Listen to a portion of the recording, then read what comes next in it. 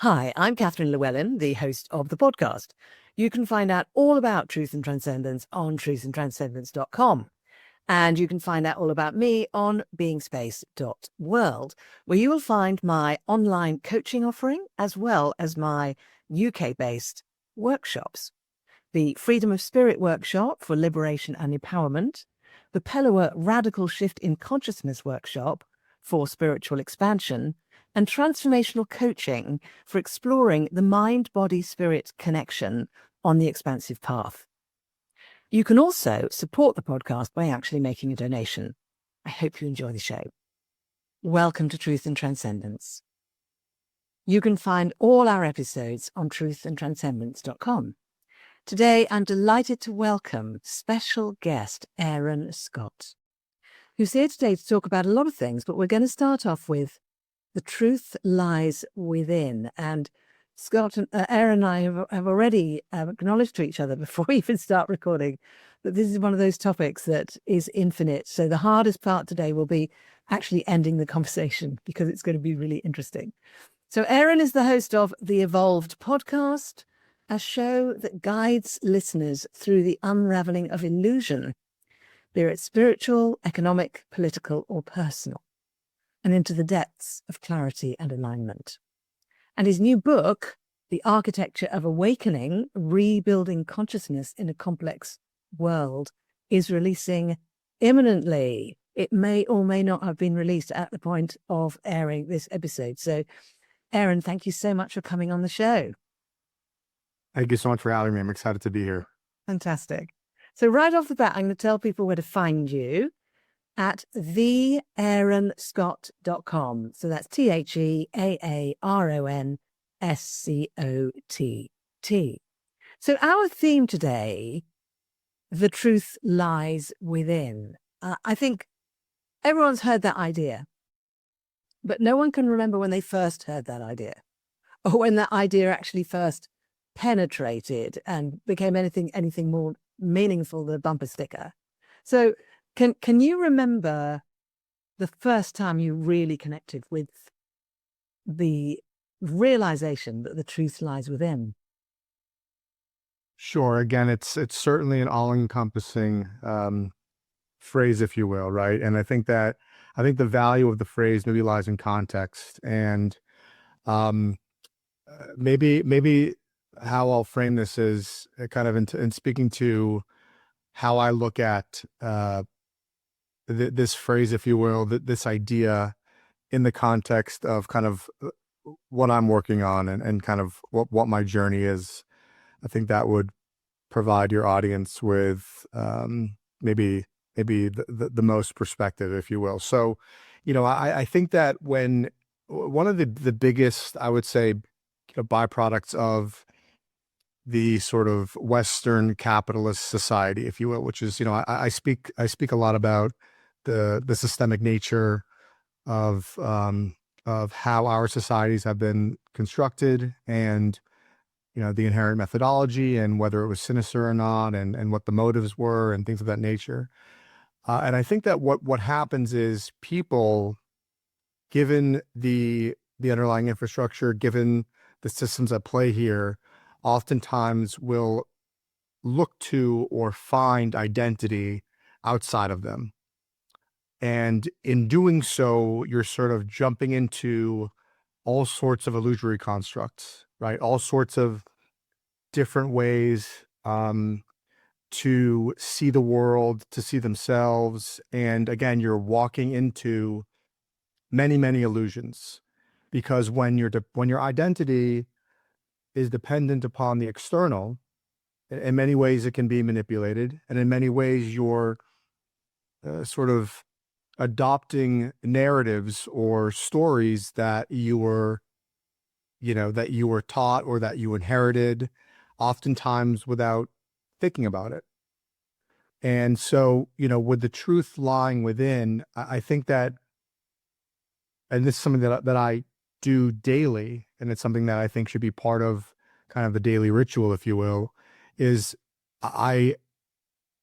it's important to kind of stop and to try to look internally for answers, perspective, to trust intuition and not get so, crazily analytical with, some of these basic ideas, and not get so bogged down with, the performative nature of, again, of identity, and of kind of, the ways that we've been indoctrinated to think about value and worth and things of that nature. So, again, kind of looking within is such an important part of just the daily process, because again, otherwise you're you're in this web of illusion, and you don't know, in many ways you don't know, up from down, dark from light. I think that that's something that I think can resonate with people. Absolutely. So you're obviously very connected to that idea. It's way beyond bumper sticker for you. So how did you get that clarity? Were you born that, when you were born, did they hold you up and go, hey, this guy's really clear about looking within? Or did it I have a little bit I like ca- that? I came out and it was written on my umbilical cord. It said, "Look within for truth." So it was it was a genetic inheritance. So you're part of the new race that's coming forward for us. Right. Exactly. The Arcturian race or whatever. Right. So, no, look, I think that, this is something that I've kind of tried to dissect. I will tell you that, really my whole life, I've been super sensitive, and I've been kind of hyper aware, for better or for worse. Right. I elected to study philosophy in university, philosophy and economic theory, always kind of looking for a deeper meaning, a deeper understanding, and always kind of seeing how the world worked, and seeing who the, successful people were, and kind of questioning and saying, why is this the measure of success? Aren't people lacking? And I really felt that way from a really early age, strangely enough.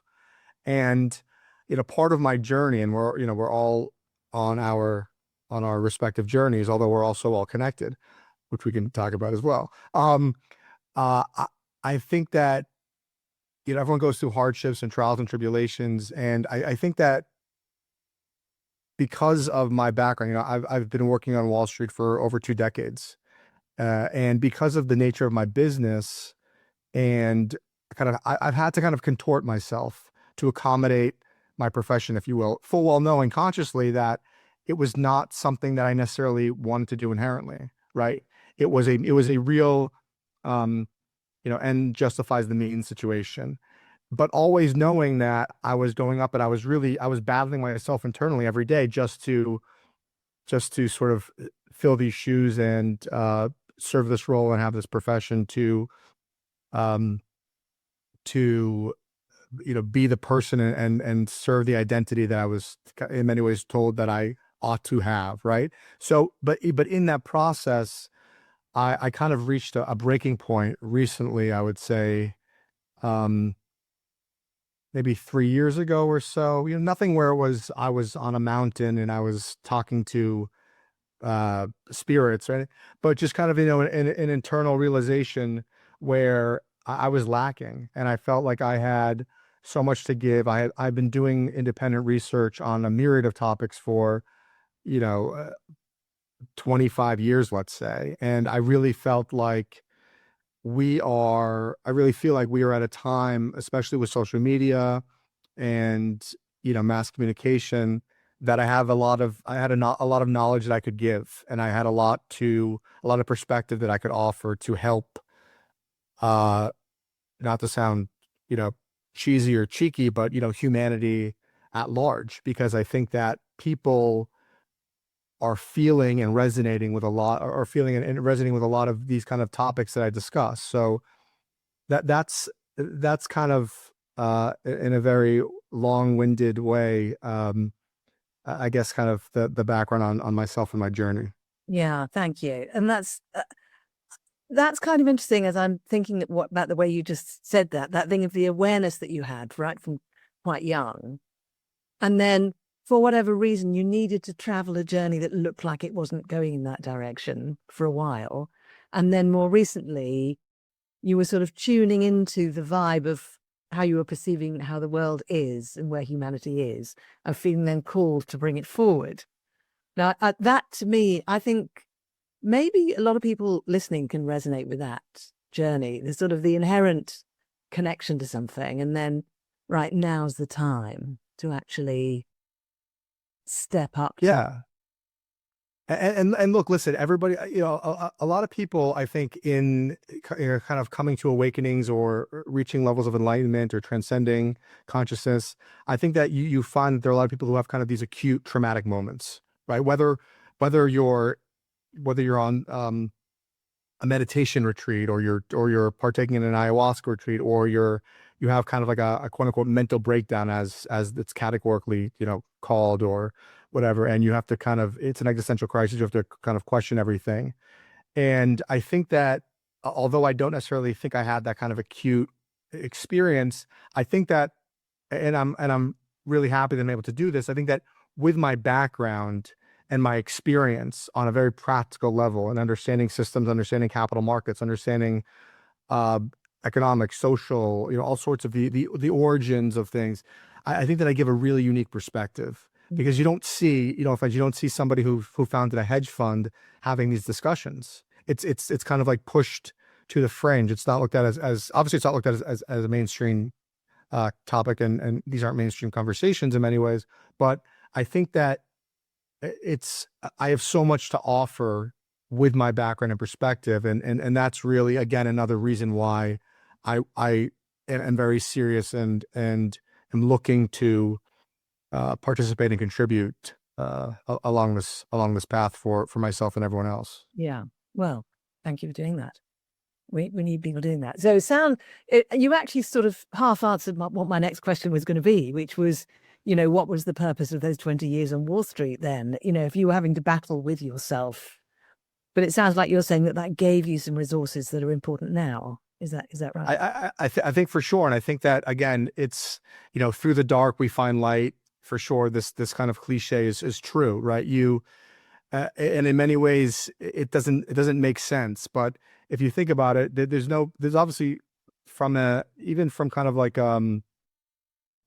just a practical standpoint, it would make no sense. It would be illogical for someone to go through life, have no conflict either internally or externally, and then to be able to grow. You need kind of conflicts and impediments to grow, and even and kind of in my case, reach higher levels of consciousness and awareness, and be able to formulate those in accessible ways to provide perspective to people. So, it's about kind of embracing those situations. It's not easy, right? It's really difficult.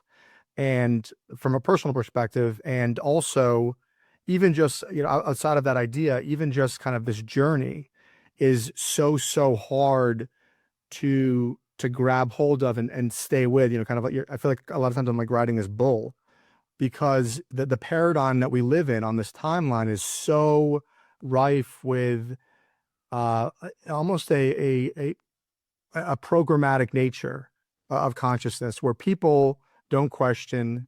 There's no real curiosity. They accept these roles, a role that I kind of accepted unconsciously in many ways, and they assume that their education or indoctrination was, divinely ordained. They assume that modern medicine is the most beneficial approach to healing. They assume that their religion is giving them what it's supposed to be giving them, and there's this kind of naivete, if you will, but also unconsciousness that is so pervasive, right?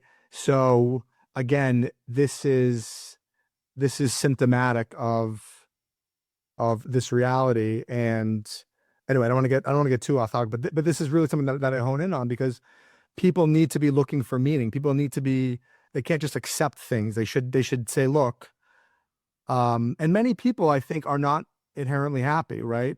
And I think that people are looking for understanding and meaning and perspective, and I'm hoping to provide that for people, not necessarily to bog them down or to be, like a Debbie Downer, but to use the tools that I'm giving to reach higher levels of understanding and consciousness. So I think it's important. Yeah, absolutely. Me too. And you say not to be a Debbie Downer. You strike me as a very non-downer personality. No, but but I appreciate that, you as well. But sometimes these topics, when you're there's kind of this metaphysical concept where, with respect to illusion, where the truth is unsettling. The truth shakes things up. The truth makes you question or come to realizations of things. You have to break down the scaffolding. It attacks your ego. It attacks, really, again, a full infrastructure of your own identity, of your life, right? So the truth hurts. So it's a very, it can be unsettling for people. It certainly was for me.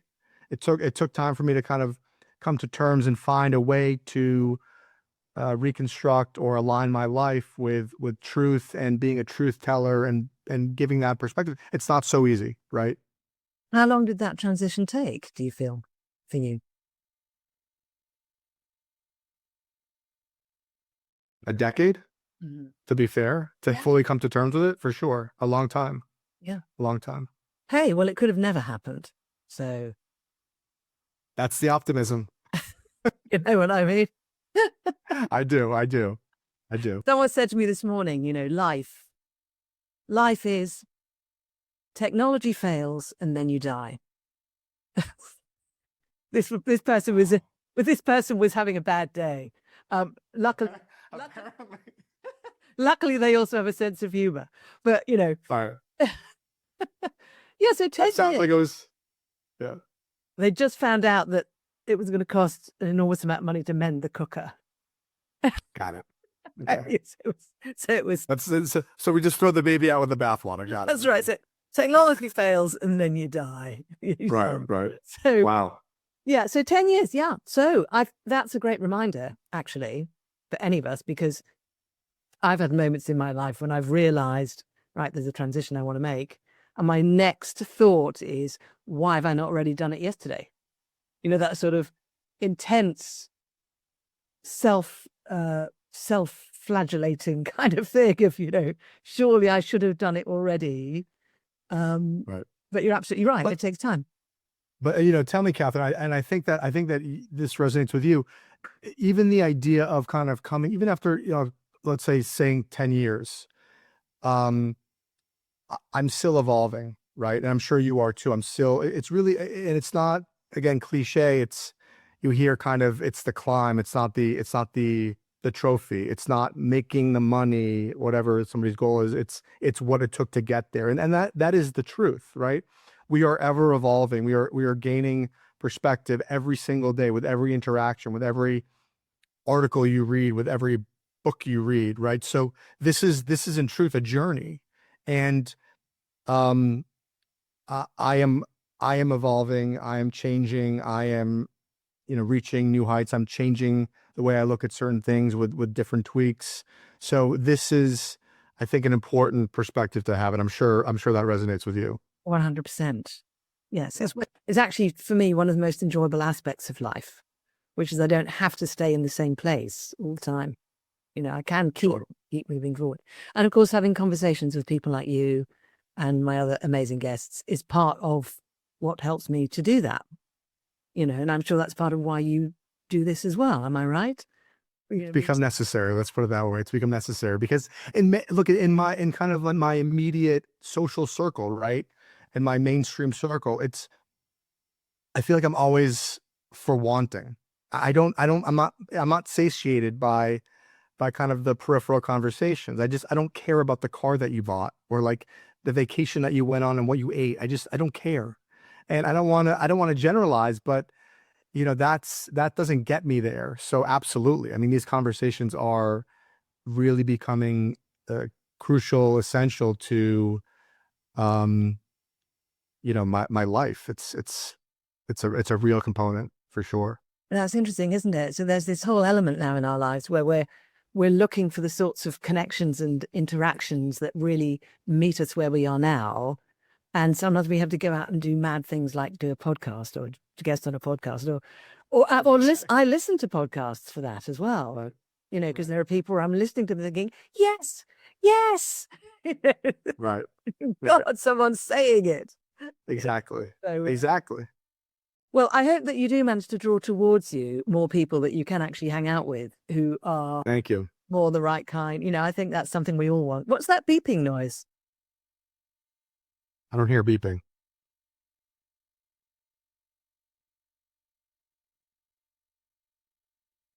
Oh, I know what it is.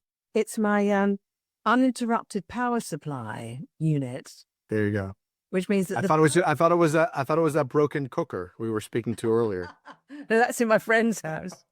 And that's dead. It's not making any noise at all. Okay, got it. Oh, it's just in the corner weeping softly.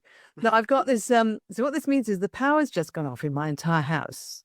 Oh, The uninterrupted power supply will keep it going gotcha. for 5 or 10 minutes.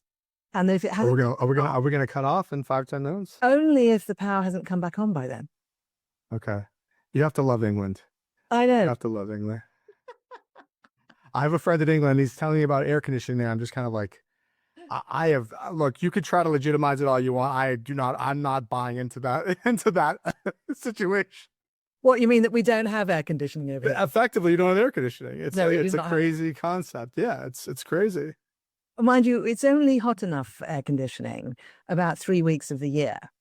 That's kind of well, that was the pitch. And I'm kind of like, listen, I don't care if it's, a month is enough to have air conditioning. And then, he tried to pitch me on an HVAC company in England. And I said, okay, I got to go now. It's funny. It's a funny conversation. Well, I'm in Wales and it's even worse in Wales. So hopefully we will not be cut off. But if we are, then we'll just come back in when the power comes back on. So, so that was a little aside. What was the purpose of that little aside, I wonder? Yeah, real life. Real life happens. So how is it for you in real life? Okay, so you're doing all this amazing high-flowing stuff, your podcast, and you've had this incredible transition. Tell me a little bit about real life for you. What is your life like at the moment? What are you up to? How are you spending your time? Yeah. So my real life, I think I think again that I'm in a transition stage right now where I'm really trying to find footing and a life in these pursuits. Right. I started a podcast, the Evolved Podcast. I have about 19 episodes. I started about 6 months ago. I write it, I produce it. I host it, obviously. I wrote a book, and I'm trying to, on the back of the book, I'm going to be trying to, book speaking engagements and other sort of podcast type platforms where I can where I'm able to sustain my life and support myself through this effort. Because at the end of the day, life is really about, well, obviously, that I believe this, but life isn't about accumulation and extraction. And, this way of thinking, I believe, is so old school and so, what's the word I'm looking for? Primitive. And this is not a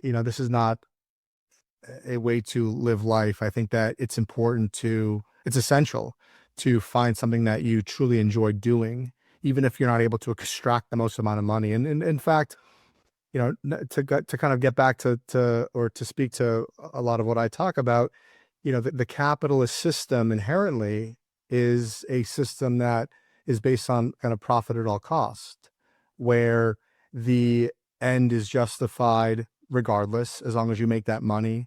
It doesn't matter what it runs over in its way. Capital is king. If you have to, if you have to deforest and destroy an ecosystem, it doesn't matter, as long as the company or the corporation increase their margins or their profit revenue, if you will, for that quarter or for that 2-year period. I mean, whatever metric you want to look at, right? So this, in my opinion, is the old way. And it's really about, a large part of my effort is taking a kind of a spiritual light versus dark understanding of our lives and applying that to the practical world, right? And explaining to people that, it's great to meditate and transcend planes of consciousness. It's great to do these things where you're touching into an astral plane, or however you want to go into those inquiries, if you will. But people miss the connection on their day-to-day. They don't see the application in their everyday actions. And this is really where I'm surgically focused, because I think that if you can get people to gain that perspective and recognize that it is so ever present, and that it is not in some different plane of experience, and that these topics resonate and are, and I'm not, this isn't like a, kind of applicable, and like, if you look at it this way with these caveats, and I mean, it is a one-to-one correlation situation, right? And this has really been my effort, because I think that, I know that people don't see the full picture, and I feel like I've been given certain gifts to impart that knowledge and that perspective, to allow people to access these topics in their daily lives. So to that end, I'm looking to find ways to structure my life as well, fully integrated into this new way of being and evolved consciousness, if you will. Okay. All right. So I'm just trying to kind of get my head around exactly what you're sort of saying there. So is part of what you're saying about detaching from being overly materialistic in our lives? Sure. Yeah. Or just, even having a proper value system, right? Where, people buy a $10 t-shirt from Zara or from one of these, cheap companies, but they have to ignore the fact that it's made in sweatshops in Bangladesh, right? They block it out. It's not a consideration. People are willing to work half of their waking hours during a week, and they ignore the fact that there could be another way to live life. It's not necessarily just about accumulation or competition, right? So it's coming to these realizations, and it's understanding the give and take. It's understanding that the structure that we've been indoctrinated within is not an organic structure, right? It derived from places, it derived from ideology, and it's about understanding where that infrastructure was built, why it was built, and then giving people an aha moment and saying, maybe I don't want to be working 80 hours a week to accumulate money at a job I hate. Maybe I don't want to be sacrificing my morals and values, which, whether people realize it or not, will erode them on a soul level or a spiritual level sometime down the line, right? So it's about considering and understanding, gaining perspective, so that they can have obviously more knowledge through truth, but also to improve their life spiritually, and for many other reasons. This is part of, yeah. So yeah, great. So it's about understanding better the conditions that we're in such a way that we can realize we don't have to conform to the ways of doing it that seem to be what we're expected to do, but instead switching to follow what we actually believe in, our actual true values, and what actually matters to us.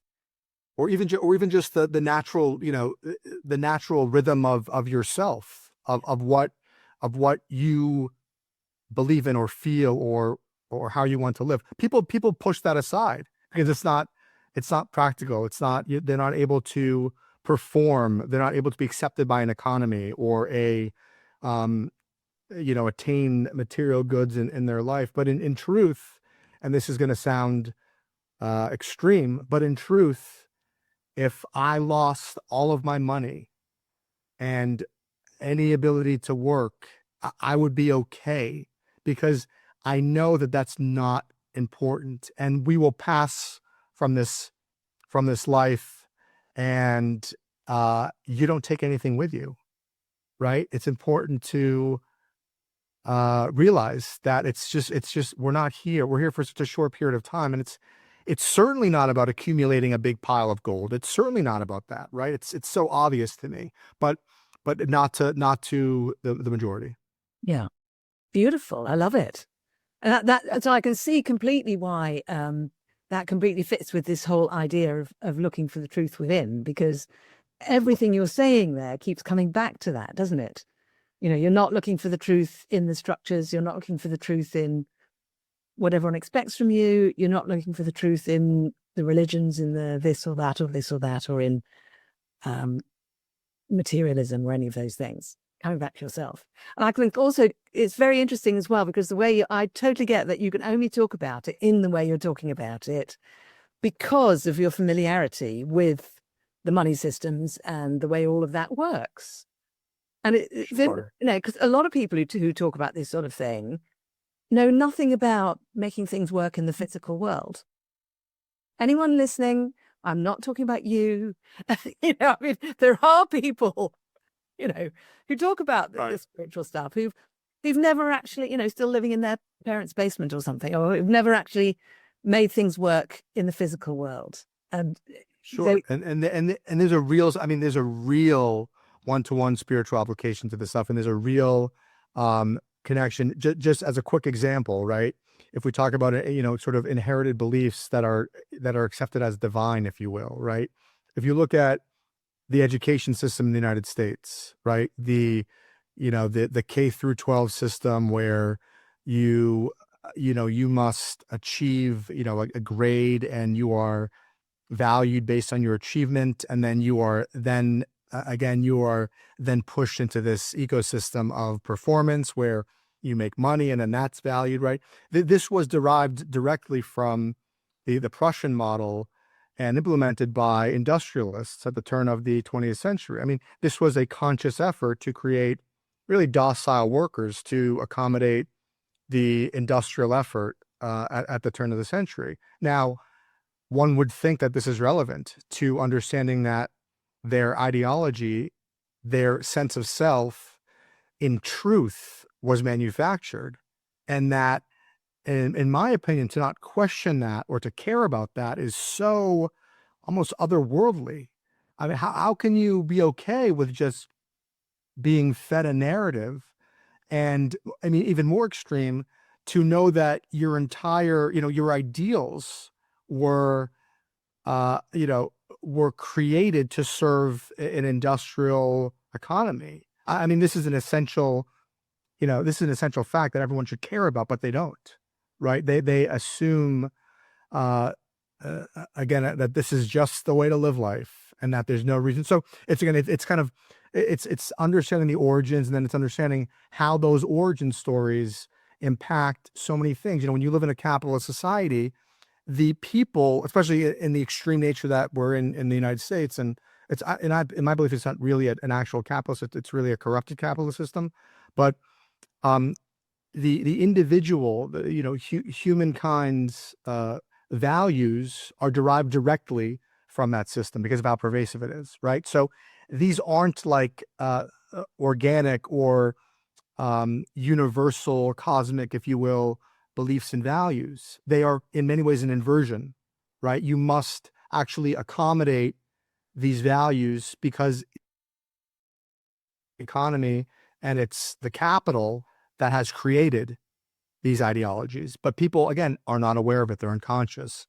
They operate through illusion, and they don't look inside because they're constantly distracted and constantly looking for meaning and gratification in the external, which is a flaw. Yeah, sad but true. I'm very glad you said it's actually corrupted capitalism, because For sure. I personally, I think sometimes people use the word capitalism to mean something that is not actually pure capitalism. It's what you were saying, the corrupted capitalism. So I think that's a useful distinction, very useful distinction. Yeah, and look, capitalism can have many forms. I mean, we can have, I write about in my book, Sacred Economy. There are many ways to create capitalist models, economic models, where you have a focus on the individual, on humanity, on the soul, on regenerative models, right, of economics.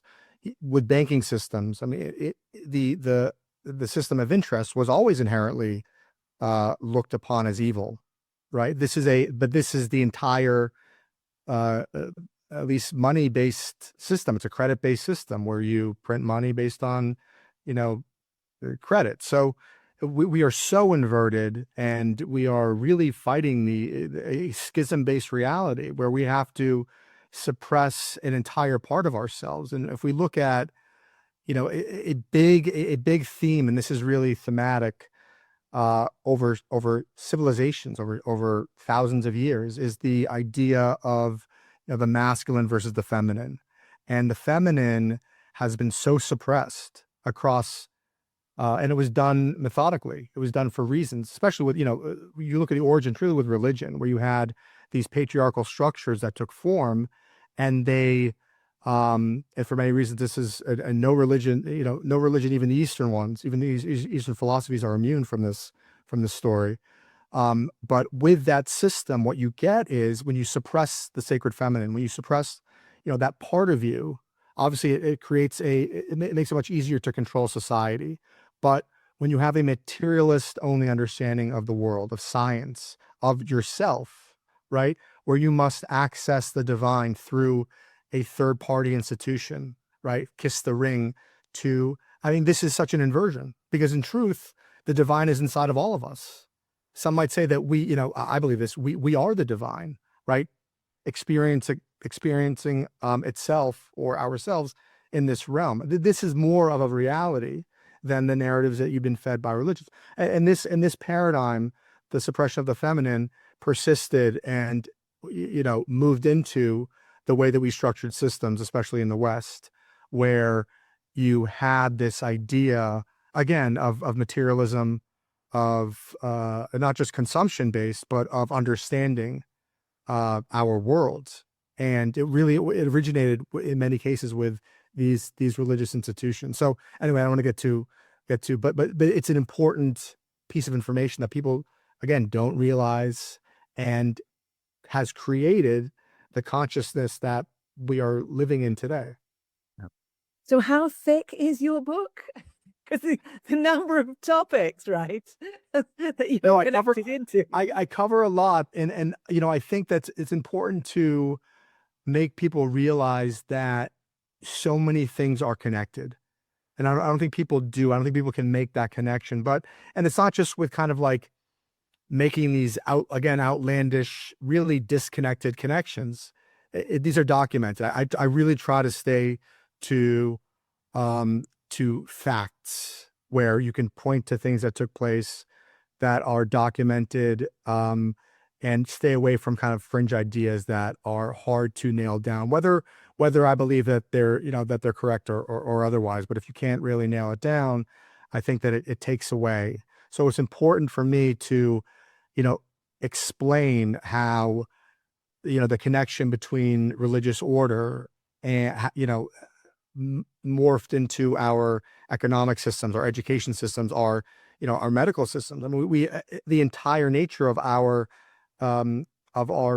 systems in the United States are derived from this material based capitalist model, where you have to buy your health, where you must take a pill to suppress symptoms for the rest of your life. I mean, this is such an inversion, such a strange way to accept health and healing, especially when historically there were so many holistic and natural remedies that were even more effective and that actually cured things, right? So, but people don't understand because they haven't looked into it, or they don't care, or they're too busy. So it's about bringing these topics to light and giving people a new framework to understand not only the world but themselves, because again, in a practical standpoint, we are all interconnected, not just with individuals and the earth, but also with the systems within which we operate. There is really, and I can talk about this on an ecological, on a biological, on a spiritual, but again, just look at the facts. It's so obvious, yet the illusion of separation, which is really how I kind of start my book, is such an important, pervasive idea here, which begins the contortion, which begins the illusory structure of a big part of our world. Yeah. Amazing.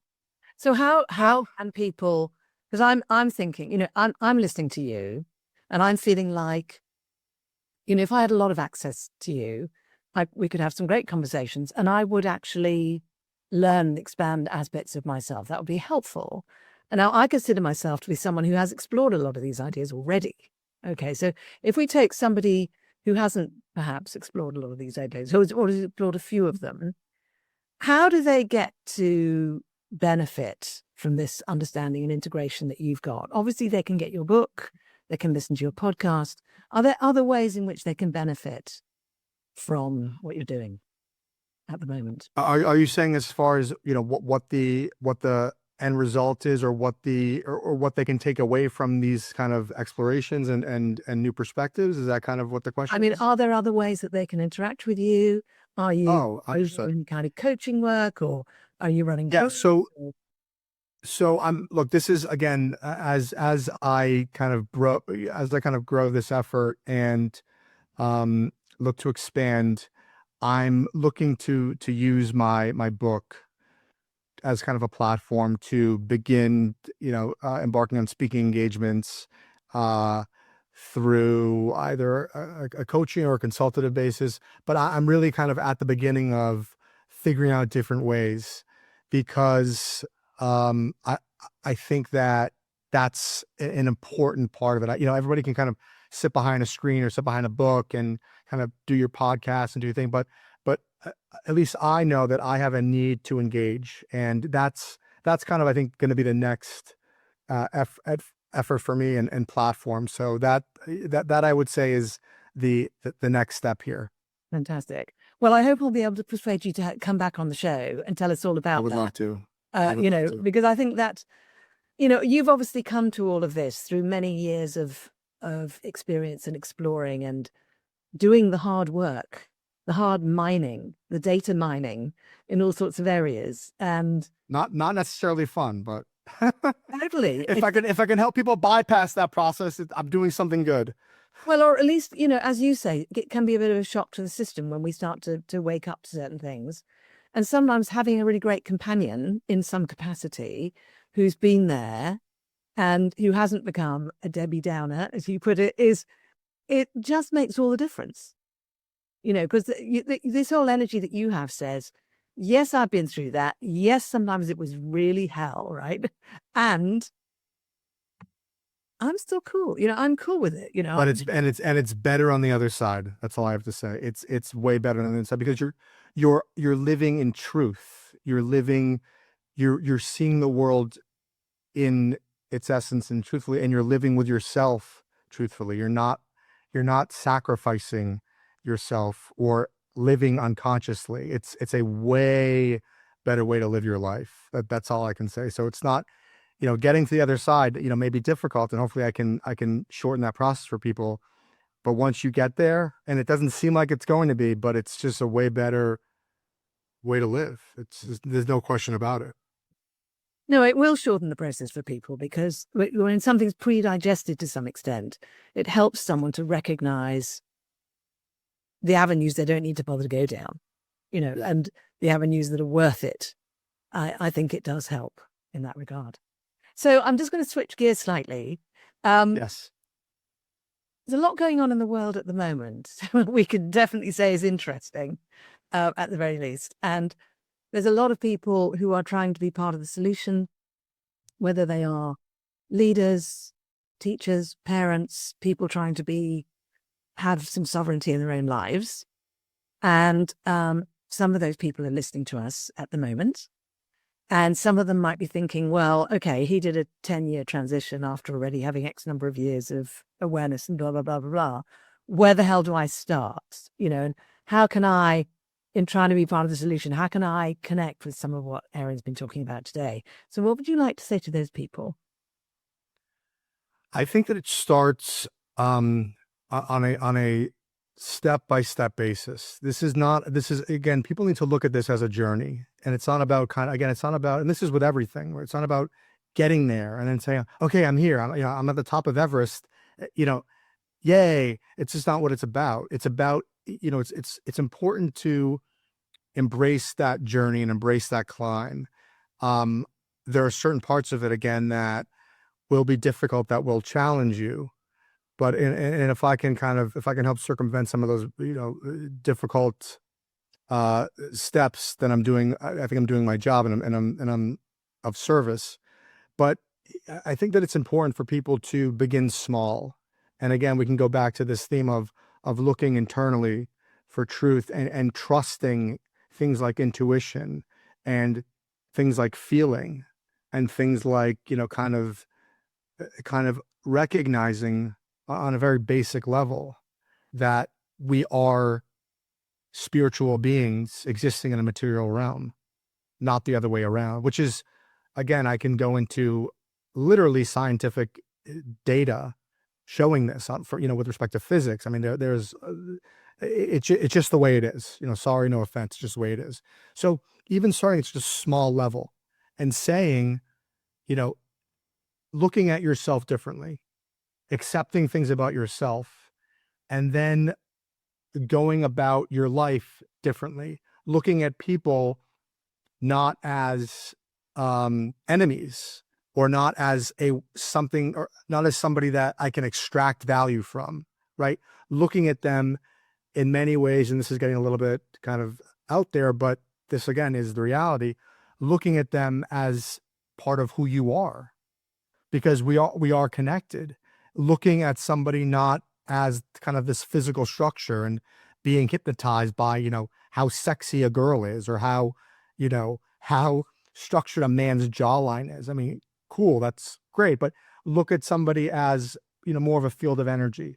Look at how they are expressing things. I mean, these are basic steps, but this is really the beginning architecture of how you can start transitioning into a higher level of consciousness, a higher level of awareness. Obviously, meditative practices, in my opinion, are essential to kind of the beginning stages of this effort. It allows you to, if for nothing more, to sit and contemplate, and just to feel yourself. People are so distracted that they never get a chance to just, feel themselves, and feel the pulse of their body, the rhythm of their body. I think that meditation should be kind of like part of, school curriculum, if you will, or like part of the routine. You wake up in the morning and you meditate for 5-10 minutes before you brush your teeth. I mean, these were practices that were part of the daily life, millennia ago. And we haven't, this is nothing, we haven't evolved past that because now we figured a better way to live life.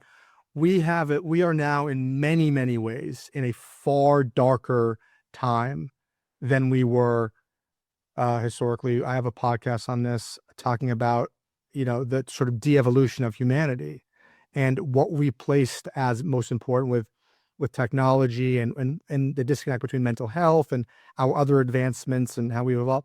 So not to get too off topic, but it's about the small steps. It's about the small realizations, and it's about building on those and seeing different ways to incorporate this kind of new paradigm and structure of thinking into your daily life and how you interact. Beautiful. Thank you. So we've talked about a lot today, Aaron, and has there been for you a favorite part of our conversation today?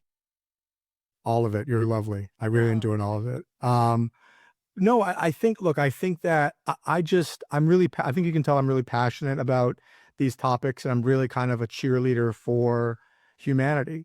I think that we are such, forget about these ideas of like top of the food chain. We are such unique, divine, powerful, special creatures. I mean, we are living, in these kind of two planes. We have such an ability to have such a great experience here. Whether you want to look at this as kind of like a school where you must overcome and your soul must evolve. I mean, however you want to look at it, but we have such an ability to live such a different reality. And these kind of conversations and these efforts that allow me to provide knowledge and insight and perspective are really just kind of, for me, what it's all about. And I just truly enjoy, partaking in this. So Beautiful, beautiful. So let's remind people where they can find you, which is... Yes, you can find me on my podcast, the Evolved Podcast. It streams across all platforms, all major platforms. Again, my book, which is being released imminently, The Architecture of Awakening.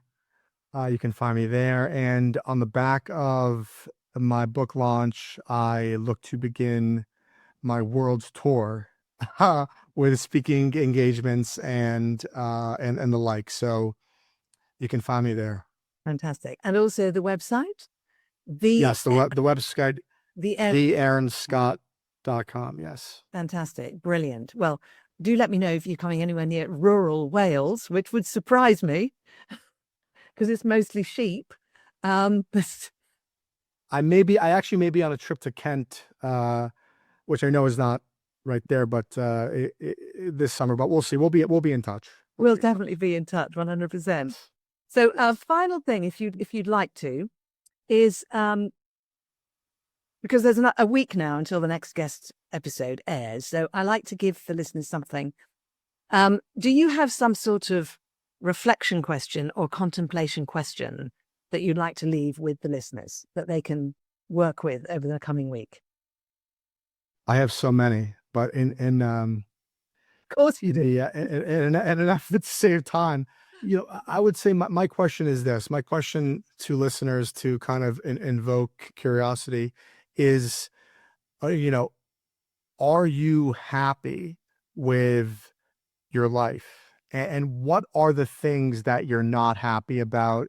And what can you do to start kind of chipping away at that unhappiness and aligning with those things that truly make you happy and that will allow you to grow? That is kind of where I would leave things with the audience to kind of, as a step. This sort of reflection, this kind of inquiry, I think is where you begin to pierce the veil and you begin to awaken. Beautiful. Thank you so much. Thank you. So thank you everyone for watching and listening. Please give us a thumbs up. Please give us a 5-star rating. You can find other episodes on truthandtranscendence.com. Share with your friends. And if you're watching this on a video channel, please do comment on what we were discussing today. Have a great week. I'll see you next time. And thank you again to Aaron Scott. I hope you enjoyed this week's episode. It really helps if you give a thumbs up, a 5-star rating, a review, and share with your friends. If you're looking for transformational coaching or an intensive transformational weekend workshop experience, I can help with that. You can actually help the show by making a donation. Until next time, take care.